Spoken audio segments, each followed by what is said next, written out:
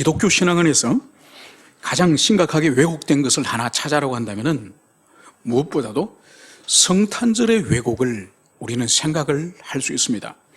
여러분, 성탄절은 사람이 이 땅에 하나님이 사람으로 이 땅에 태어난 성육신을 기억하고 기념하는 날입니다.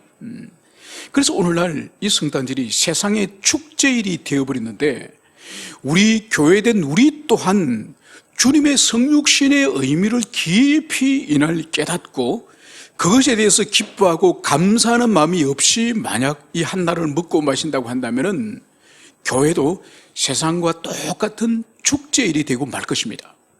여러분, 예수님이 언제 태어나셨죠? 여러분, 우리는 서방교회 전통이에요. 서방교회 전통은 로마 카톨릭과 우리 개신교 이 서방교회 전통은 12월 25일을 성탄절로 지킵니다. 그리고 동방교회, 즉 그리스도 정교라든지 러시아 정교회, 이 정교회 전통은 1월 6일을 성탄절로 지킵니다. 그럼 1월 6일이 주님이 태어난 날입니까? 12월 25일이 주님이 태어난 날입니까? 아니에요. 주님이 태어난 일은 몰라요. 아무도 몰라요. 왜 모르냐? 성경이 그것을 기록하잖아요. 성경이 우리가 알려주지 않아요. 여러분, 유월절, 오순절, 초막절은 성경이 기록해야 하네요. 하고 있죠. 무슨 달 며칠째. 그런데 주님이 오신 날은 오셨다고 하는 사실을 기록하고 있을 뿐이지 바로 언제 태어났느냐, 이것은 성경이 기록하지 않아요. 만약 태어난 날짜가 중요하다고 한다면 하나님께서 오순절 유월절을 성경이 기록하셨듯이 당연히 날짜도 기록하지 않았겠습니까? 그래서 이것은 뭘 의미하니까 주님이 태어난 날은 중요한 것이 아니라는 거예요. 본질이 아니라는 거예요. 본질이 뭐냐? 그분이 왜 오셨느냐? 왜 하늘의 하나님께서 사람으로 태어났느냐? 이 성육신의 의미가 이 성탄절의 본질이라는 것을, 이것을 여러분들이 먼저 가슴에 새기고 이제 말씀을 계속 진전하고자 합니다. 여러분, 우리가 주님의 성탄을, 이 태어나심을 우리가 생각하기 위해서는, 말하기 위해서는 제일 먼저 우리가 생각하고 논의해야 될 것은 왜 하늘의 하나님께서 땅에 사람으로 오셔야만 되는가? 이 근본적인 이 질문을 해야 된다는 거죠. 그것은 바로 성경을 거슬러 올라가서는 창세기로 거슬러 오는 거죠. 하나님이 인간을 창조하셨고 인간은 모든 피조물 가운데 가장 존귀한 하나님의 형상과 모양을 따라서 지으신 하나님의 대리인으로 우리 인간을 존귀하게 지으셨다는 거죠. 그래서 우리 인간에게 맡기신 일이 뭔가요? 하나님 대신에 모든 만물을 돌보는 이 사명이 우리 인간의 사명이요. 그래서 위로는 하나님 한 분밖에 우리가 섬길 분이 없지만은 아래는 모든 만물을 돌봐야 되는 이 영광스러운 직분을 우리에게 주시고 하나님께서는 한 가지 언약을 맺으셨죠. 절대로 선악과는 먹지 마라. 먹는 날에 너희들이 반드시 죽는다. 이렇게 주님께서 언약을 맺으셨지만은 인간은 하나님 말씀보다는 사단의 말에 더 끌렸죠. 그래서 선악과를 먹고 인간은 에덴으로부터 추방되어지고 영혼은 사망의 상태에 떨어지고 하나님과 관계가 단절되어지고 하나님을 향해서 덩지고 세상으로 떠난 존재가 바로 우리 인간이에요. 그래서 주님께서 인간을 포기하시느냐 아래요. 하나님은 사랑하는 자녀를, 사랑하는 당신의 백성을 절대로 포기하지 않았어요. 그래서 주님께서는 창세기 3장 15절에서 바로 여인의 후손이 와서 이 에덴의 뱀, 이 뱀의 머리를 깨부술 것을 주님 말씀하십니다. 그래서 반드시 역사 속에 그리스도 메시아가 오셔서 하나님을 떠난 인간을 구원해 주실 것을 예고하셨으니 바로 그것이 그리스도 예수의 이 땅에 오심 성탄의 의미라는 것을, 이것을 기억해야 됩니다. 그래서 갈라디아서 4장 4절 5절에서 때가 참에 드디어 그리스도께서 여자의 몸에서 태어나셨다고 말씀합니다. 그래서 하나님의 시간, 그리스도가 오시기까지 그 긴 시간을 주님은 기다리셨고 준비하셨죠. 그래서 구약의 그 긴 장구한 이스라엘 역사가 이제 끝나고 구약의 그 긴 역사 속에서 짐승의 피로서 하나님께 나갔던 짐승의 피제사의 시대가 끝나고 그리고 율법의 시대가 이제는 끝이 나고 그리고 제사장이 중보했던 제사장의 중보 시대가 끝나고 드디어 우리 주님이 오실 시간이 되었으니 그것이 바로 이 사복음서에 제각기 우리 주님이 어떤 모습으로 어떤 사역을 하셨는지 제각기 이 사복음서에서 기술을 하고 있으니 오늘은 우리가 이 하나님의 때가 차고 우리 그리스도께서 누가복음을 통해서 오신 모습을 오늘 우리가 살펴보고자 합니다. 오늘 누가복음에서는 2장 1절에서는 바로 유다의 어느 역사 속에서 한 사내가 한 여인과 함께 이제 여행을 하는 장면이 오늘 이 2장에 등장합니다.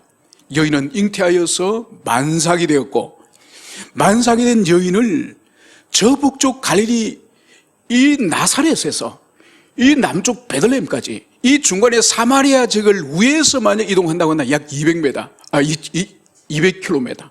여러분 오늘날도 200km를 사람이 걸어간다고 한다면은 아마 이거는 여러 날 걸리겠죠.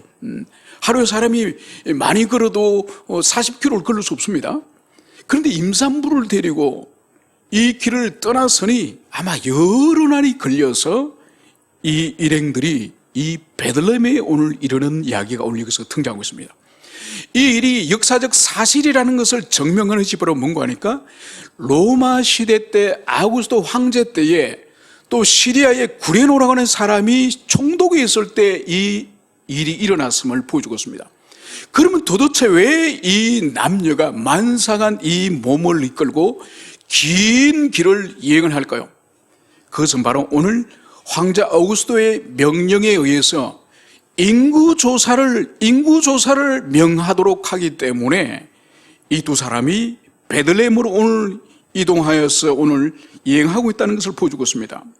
여러분 여기서 오늘 볼 수 있는 것이 뭔가 하니까 이 사람들은 다윗의 집안 사람이요. 이 두 사람은 다윗의 집안 사람인데 나사렛에서 베들레헴으로 향하는데 오늘 이 두 남녀의 관계는 약혼을 하였다고 성경이 기술을 하고 있습니다. 그런데 오늘 이 여인에 대해서는 잉태하였다고 성경이 또한 기술을 하는 거예요. 여러분 약혼을 한 상태에서 잉태를 하면 됩니까 안 됩니까? 안 됩니다.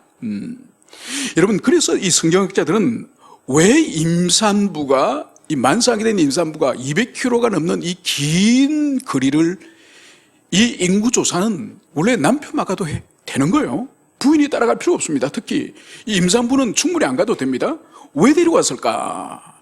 그래서 역사학자들은 만약 갈릴리 나사렛에 이 마리아를 혼자 두고 이 요셉이 인구조사로 베들레헴에 다녀오면은 여러 날이 지나면은 지금 이 여자가 만삭이 된 것은 이미 동네 사람이 다 알지 않습니까?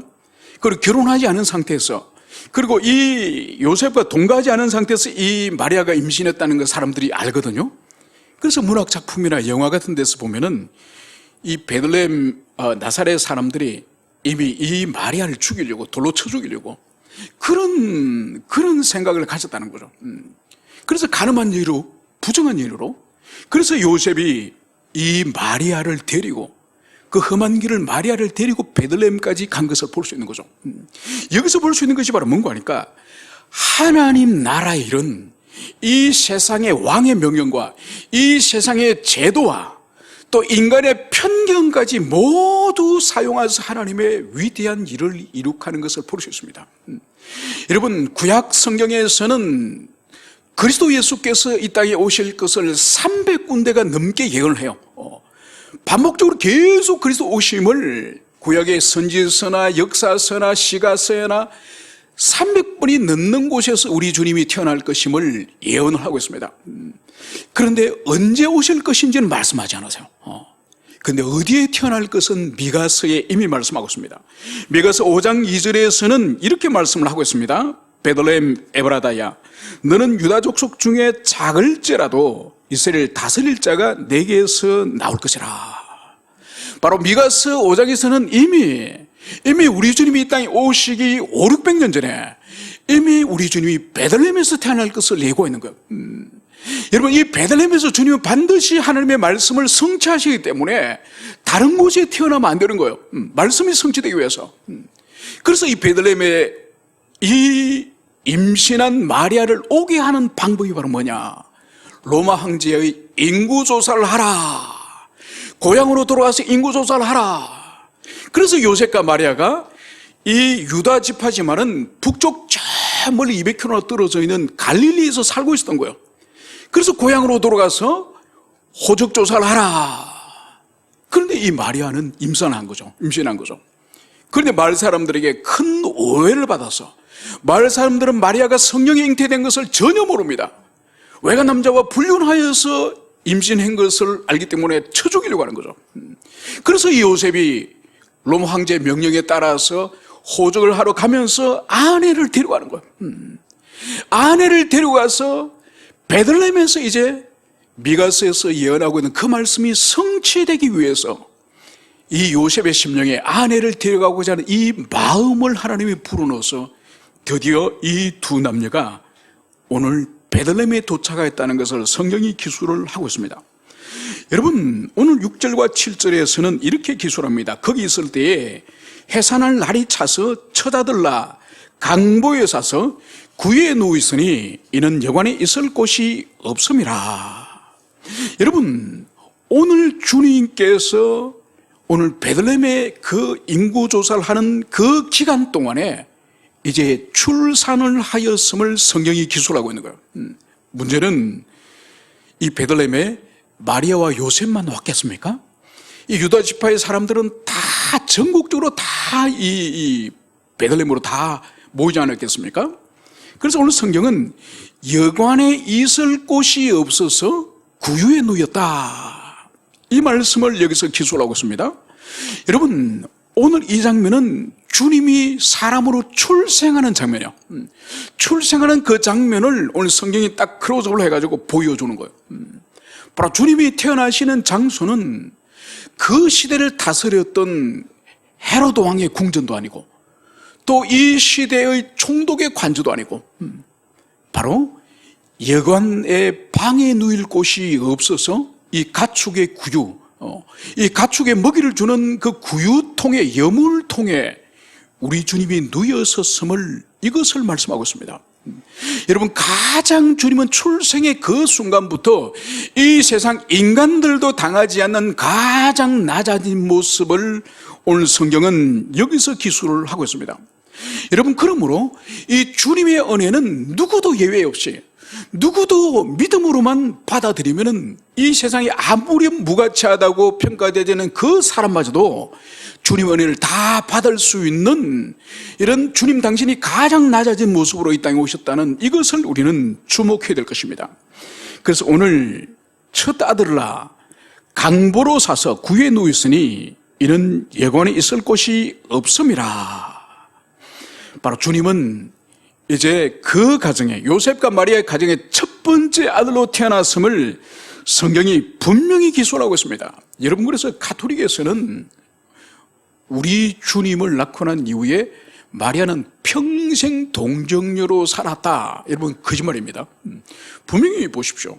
성경은 첫 아들이고, 그리고 복음서에 보면은 우리 주님의 형제들의 이름이 쭉 나옵니다. 심지어 주님의 여동생들도 있습니다. 여러분, 그렇기 때문에 우리는 성경을 믿어야지 성경에 있지 않는 다른 것을 믿어서는 안 되는 것입니다. 그리고 이제 우리 주님이 이 땅에 오시는 이 초림, 첫 번째 오신 이 사건에 대해서 주님께서는 사람들에게 감추셨습니다. 주님이 이 세상에 태어나는 것을 아는 사람은 아버지, 육신의 아버지 요셉과 어머니 마리아, 그리고 그 외에는 사람들이 알려주지 않았습니다. 오늘 태어난 이 현장에서는 바로 이 베들레헴에 특별히 주님이 예비하신 사람들이 있었습니다. 바로 출생하는 당일 주님의 출생을 목경한 사람을 오늘 8절과 9절에서는 베들레헴 들판에 밤에 양을 치는 목자들에게 천사들이 나타났다고 오늘 성경이 말씀을 하고 있습니다. 여러분, 다른 사람이 아니라 오늘 하나님께서 특별히 천사들에게 우리 주님의 이 탄생을 제일 먼저 목격을 하게 하신 거죠. 여러분, 천사가 이 목동들에게, 목동들이 우리 주님을 보여주신 이것은 특별한 의미가 있습니다. 왜냐하면 목동은 그 당시에 가장 사회적으로 무시를 받고 천대시 받는 직업 중에 하나가 이 세리, 이 세금을 거두는 세리와 함께 이 부정한 직업으로서 이 목동을 본 거죠. 왜냐하면 보세요, 세리는 이 돈을 거두는 거지 않습니까? 돈을 거둬서 자기가 얼마를 착복하고 또 로마에서 지정해 주시는 어떤 세금의 금액을 로마에게 납부하는 거지 않습니까? 그래서 이 세리는 부정한 돈을 만져요. 그래서 사람들이 이 세리를 매우 부정한 사람으로, 죄인으로 그렇게 간주하는 거죠. 그것처럼 목동을 또 죄인으로, 부정한 사람으로 그 시대에 봤던 이유가 뭘까요? 그래서 뭔가 하니까 목동은 대부분 자기의 양을 치는 것이 아니라 부자, 양을 많이 가진 사람들의 그 양을 돌봐주는 사꾼이에요. 월급을 받고 급료를 받고 양을 돌봐주는 사꾼이기 때문에 이 가난한 목동들이 물질의 유혹을 받는 거죠. 그래서 이 다른 사람의 양의 새끼를 훔쳐서 팔거나, 안 그러면 다른 사람의 양의 이 양털을 주인 몰래 깎아서 팔거나, 다른 사람의 이 양의 이 우유를, 이 젖을 짜거나 짜서 먹거나. 그래서 이 목동들은 이 가난하기 때문에 물질의 유혹을 많이 받는 일이에요. 그래서 그 시대의 목자라고 한다면은 사회적으로 가장 무시를 받는, 천대시를 받는 바로 직종이 목자예요. 그래서 하나님께서는 그 시대 가장 멸시를 받고 무시를 당하는 이 목자들에게 바로 주님께서 성육신하신 주님의 첫 모습을 보여주시는 거예요. 여러분, 이것은 이런 원리와 같은 거죠. 우리 주님이 무덤에서 3일간 누워 계셨다가 처음 부활하셨을 때에 누구에게 보여주셨습니까? 여인들에게 보여주셨죠.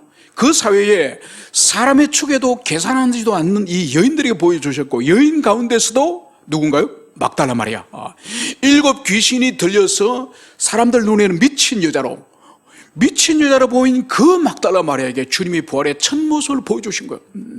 그래서 주님의 은총은 그 사람이 은혜 받기에 가장 합당하다, 정말 저 사람은 하나님의 은혜 받기에 합당하다, 여러분, 이런 사람에게 주님이 은혜 주시는 것이 아니에요. 가장 의외적인, 가장 예외적인, 가장 예기치 못한, 자격이 없다고 여겨지는 그런 사람에게 하나님의 은혜가 부어진다는 것을 바로 오늘 이 목자들에게 주님의 성육신의 첫 모습을 보여주시는 이것을 통하여서 알 수 있습니다. 그러면서 오늘 이 하나님의 천사가 오늘 9절에서는 곁에 섰고 주의 영광이 그를 두루비추매. 이 하늘의 천사들이, 이 목동이 몇 명인지 모르겠지만은 이 목동들 주위에 천사들이 섰고 하나님의 영광이 찬란하게 이 밤중에 빛이 났다는 것을 여기서 볼 수 있습니다. 여러분, 여기서 이 천사는 아마 어머니 마리아에게나 또 요셉에게나 또 세례 요한의 아버지 사가랴에게 나타난 그 가브리엘일 가능성이 아주 높습니다. 아무튼 이 천사가 이제 이 목동들 앞에 아주 영광의 모습으로 찬란한 영광 가운데 오늘 드러난 이것을 여기서 볼 수 있습니다. 여러분, 구약시대의 이 하나님의 임재, 하나님의 영광의 경험은 곧 사람의 죽음을 말하는 거예요. 그 영광스러운 하나님을 경험한 사람은 살 수가 없는 거죠. 그래서 심지어 모세조차도 하나님의 영광을, 하나님의 얼굴을 대면하지 못했지 않습니까? 하나님의 등을 보았다고 성경이 기술하고 있죠. 그래서 이 목동들이 찬란히 그 드러난 하나님의 영광 앞에서 오늘 두려워서 떨었다고 성경이 기술하고 있는 거죠. 그 정도로 이들이 지금 천사 앞에서 압도된 이 영광의 경험을 하고 있는 것을 볼 수 있습니다. 여러분, 우리에게서도 이 신앙생활 가운데에 이 하나님의 영광의 경험을 삼아야 됩니다. 여러분, 이렇게 말하면 여러분들이, 아니 그러면 저도 밤중에 찬란히 빛나는 하나님의 영광을 경험해야 됩니까? 여러분, 그런 뜻은 아니에요. 물론 그렇게 아주 특별하게 경험을 하게 하나님이 하실 수도 있지만은 그것보다 오늘날 우리가 영광의 경험의 본질은 뭐냐? 하나님의 말씀의 경험과 성령의 역사의 경험이에요. 그것이 가장 생생히 드러나는 현장이 바로 예배예요. 우리가 예배를 드릴 때에 선포되지는 그 말씀이 우리 심령을 찌르고, 우리 심령을 찌르면서 하나님의 그 어미로우심, 그 영광스러우심, 우리를 향한 하나님의 끝없는 사랑과 인자와 자비, 그것을 성령의 역사를 통해서 우리가 깊이 경험하는 이것이 바로 오늘날 하나님의 영광의 경험이에요. 여러분, 이 영광의 경험이 우리 인생에 없기 때문에 우리가 잘 넘어지고 넘어지다가도 잘 회복을 못하는 거예요. 왜냐하면 그 체험이 있으면은 하나님에 대한 믿음이 흔들리지 않아요. 어떤 역경과 환란이 오더라도 그 주님의 선하심과 살아계심과 그 인자하심의 성품을 경험하면은 우리는 이 은총의 회복, 영혼의 이 회복 탄력성이 얼마나 속히 발휘되는지 몰라요. 여러분, 이제 이 천사가 오늘 10절에 의하면은 두려워 떨고 있는 이 목동들에게 두려워하지 말라, 이렇게 안도를 시킨 이후에 오늘 이 천사가 오늘 주는 메시지가 바로 뭔가요? 내가 온 백성에게 미칠 큰 기쁨의 좋은 소식을 너희에게 전하노라. 오늘 이 천사들이 오늘 목동을 만난, 목동을 지금 대면하는 이유, 목적을 분명히 말합니다. 바로 온 백성에게 미칠 큰 기쁨의 좋은 소식을 전하기 위해서 왔다. 여러분, 이것이 천사가 오늘 목동들을 만난 이유인 것입니다. 그러면서 오늘 11절에서는 천사가 도대체 이 큰 기쁨의 소식이 무엇인지 그것을 오늘 말씀을 하니, 오늘 다윗의 동네에 너희를 위하여 구주가 나셨으니 곧 그리스도 구주시라. 여러분, 오늘 우리 주님이 이 땅에 태어나신 그 당일날 오늘 천사가 다윗 동네 베들레헴에 바로 너희를 위하여 구주가 나셨으니 곧 그리스도 구주시라.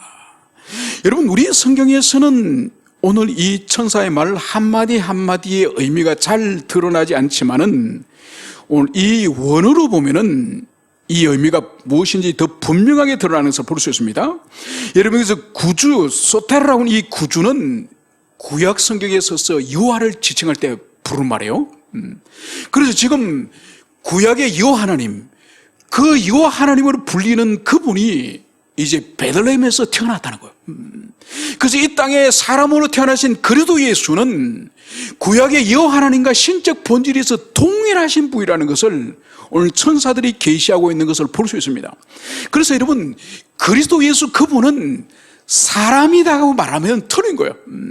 그는 순수히 사람이지만은 완전한 하나님이다. 그래서 그분은 신인이다.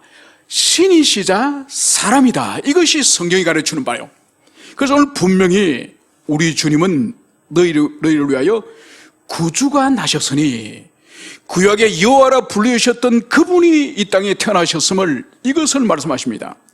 바로 그분이 그리스도 구주시라. 바로 그분이 기름 부음을 받고 이 땅에 죄인을 구원하기 위해서 오셨던 바로 그분이다. 이것을 천사가 분명하게 오늘 여기서 말씀을 하고 있습니다. 그러면서 우리가 여기서 볼 수 있는 것은 오늘 이 천사가 놀랍게도 하늘의 하나님이 베들레헴의 아기로 태어났다는 것을 오늘 여기서 계시를 하고 있습니다.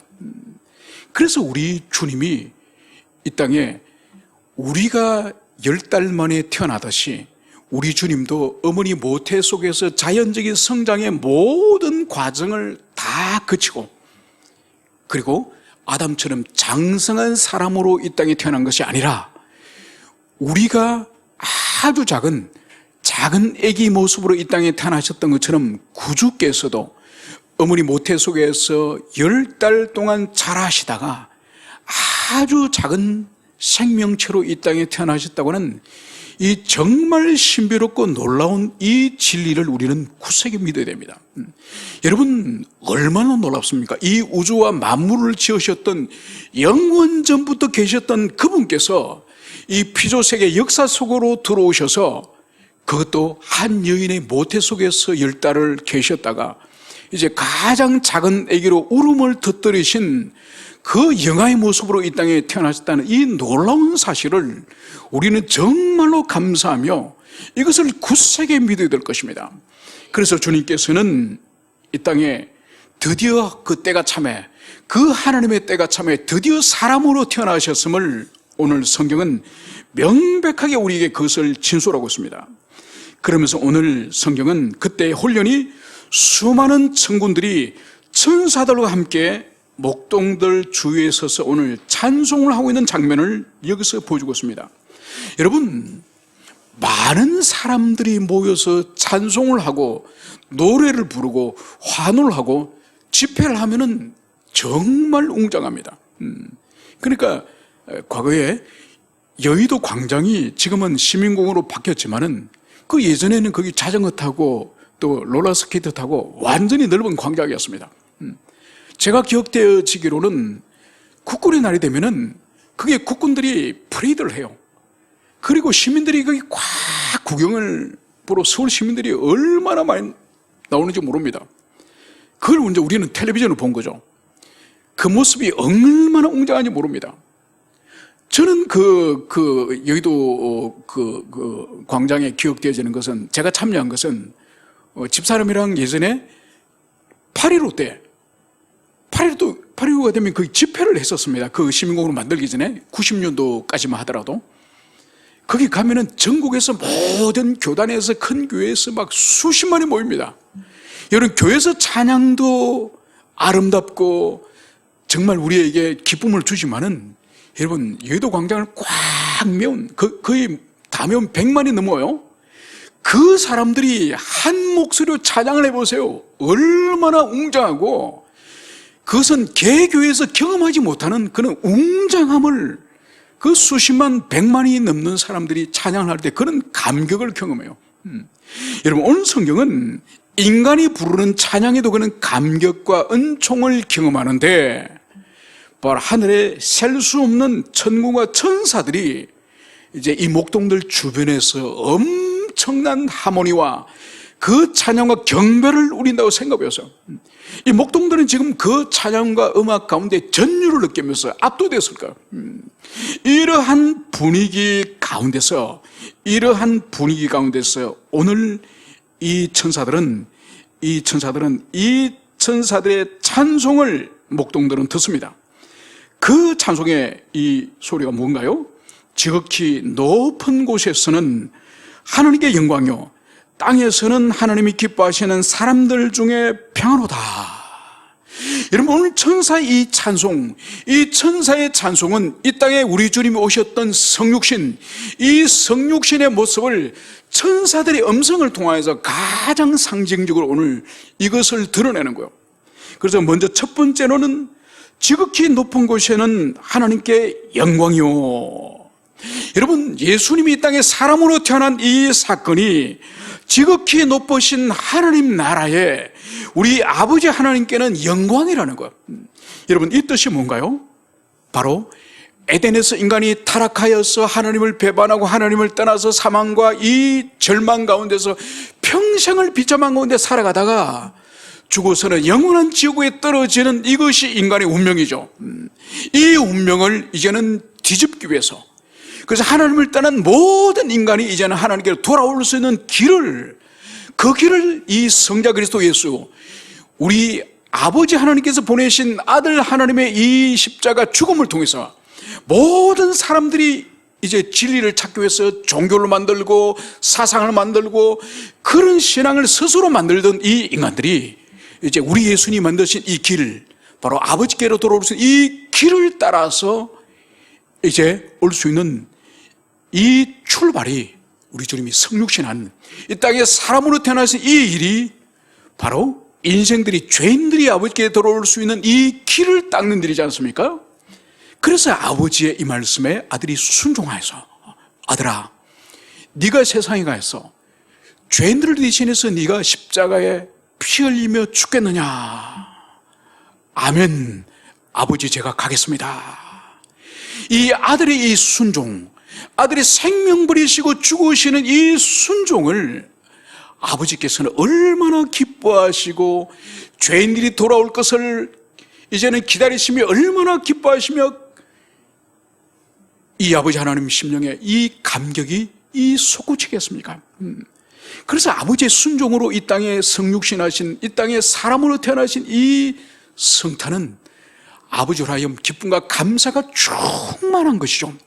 그래서 하늘에 계신 아버지께는 영광을 돌려드리는 일임을 볼 수 있고, 두 번째로는 이제 이 성육신이 땅에 있는 우리들에게는 하나님이 기뻐하시는 사람들 중에 평안하다.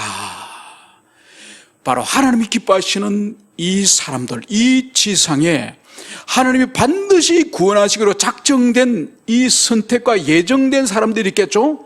그 사람들은 이제 주님이 오셔서 복음을 전파하시면은 반드시 그 복음을 영접하고 우리 주님을 믿는 역사가 일어나는 거죠. 그래서 이 선택받고 구원되기로 작정한 이 사람들에게는 평화를 회복하는 거예요. 그래서 하나님 아버지와 적대적인 관계에 있던 이 사람들이 하나님과 관계를 회복하고 그 결과로서 이 땅의 모든 이웃과 사람들과 관계도 이웃과 관계도 회복하게 되어지니 바로 이 땅에 우리 주님의 성육신은 이 땅에 우리 인생들에게는 평화를 주시는 이런 일이 될 것이다. 이것을 오늘 천사들이 오늘 선포하고 있는 것을 볼 수 있습니다. 그러면 천사들이 너희들이 급히 이제는 베들레헴으로 들어가서 구주를 만나보라. 그러면서 이 목동들을 베들레헴으로 보내는 거죠. 그래서 목동들이 달려서 이 집 저 집을 찾아보니 드디어 어린 생명이 막 태어난 모습을 이 목동들이 경험하지 않습니까? 그래서 천사의 말이 진실한 것을 이 목동들이 확인하는 거죠. 여러분, 이것이 바로 우리 주님이 이 땅에 태어나신 첫째 날, 그날에 있었던 일임을 여기서 말씀을 하고 있습니다. 그래서 이 일은 2000년 전의 역사 속에 이미 성취된 일이고 이미 이루어진 일이에요. 그래서 주님은 십자가의 죽으심으로 부활하심으로 그리스도 예수를 믿는 모든 사람은 누구든지 구원받을 수 있는 길을 만드시고 그분은 하늘로 올라가셨어요. 그러면서 주님은 약속하셨죠. 너희들이 본 그대로 내가 다시 올 것이다. 여러분, 2000년이 지나면서 지금은 우리가 해야 될 일은 뭘까요? 첫 번째로는 2000년 전에 주님이 이 땅에 사람으로 태어나셔서 구속을 완성하시고 하늘로 올라가셨다고 하는 이 주님의 죽으심과 부활과 성천에 대해서 굳세게 믿는 것이요. 두 번째로는 이것을 모르는 사람들에게 힘있게 우리가 전파하여서 우리만 그리스도 속으로 들어오는 것이 아니라 모든 인생들이 다 그리스도 속으로 들어와서 하나님과 평화의 관계를 누리고 이웃과 평화의 관계를 누릴 수 있도록 이것을 증거하는 일이 우리의 일이요. 세 번째는 무슨 일이냐? 세 번째는 바로 주님께서 약속하셨던 내가 다시 오리라. 주님이 다시 오실 것을 고대하며 그것을 기다리는 바로 주님의 신부로서의 삶을 사는 것이 우리에게 중요한 것입니다. 그래서 계시록에서 말씀하고 있는 것처럼 우리는 그리스도의 신부, 신랑 되신 예수님의 신부로서 희고 깨끗한 세마포옷을 입고 기다리는 신부로 말하지 않았습니까? 희고 깨끗한 세마포옷은 뭐죠? 흰 드레스를 말하는 것이 아니요, 성도의 올바른 행실이라, 성도의 거룩한 삶이라, 이것을 말하는 거예요. 그래서 지금 이 세상이 얼마나 혼잡하고 세상이 뒤집어지는 것 같은 이런 혼란과 이 무질서 속에 우리가 살아가지만은 오늘 이 땅에 오신 그리스도의 성육신의 은총은 인간의 모든 배역함과 무질서와 환란을 뒤덮고도 남을 만한 이런 은총이라는 것을 여러분들이 가슴에 새기며 이제 우리에게 주어진 것은 주님 오시는 그날까지 계속적으로 복음을 전파하고 때를 얻거나 못 얻거나 전파하고 그리고 주님의 신부로서 합당하게 선하고 거룩한 행실의 삶을 잘 살면서 주님을 맞이하는 우리 모든 교우들이 되었으면 좋겠습니다. 함께 우리 기도하시겠습니다.